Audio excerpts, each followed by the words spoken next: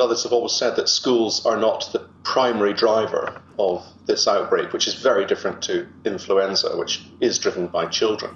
We're seeing the historic data using antibody tests, because antibody tests tell us who has been infected in the past.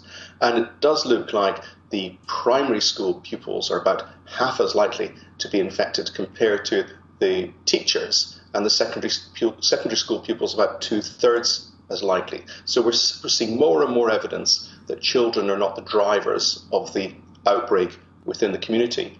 But when you do shut down society or lock down many, many different aspects of society, but only keep the schools open, then you will see more transmission in schools compared to everywhere else, because it's the schools that are working.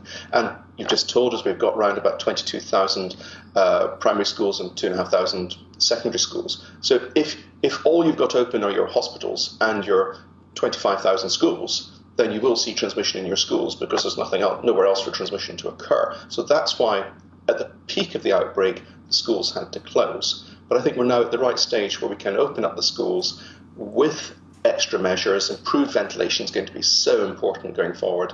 The face masks will help, and the lateral flow testing to identify the most infectious children. So none of these tests are positive, but put the whole package together, and I think schools can be safe.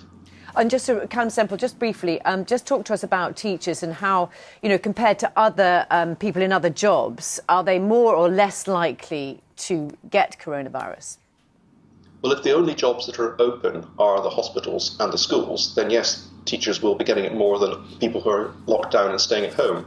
But when you open up society and compare more like for like activities, the highest risks actually turn out to be people like taxi drivers and people in some retail environments. So the school teachers are not mainly catching it from the children. In fact, when we did deep dives into schools, school teachers were catching it from each other in the classroom, in the common room.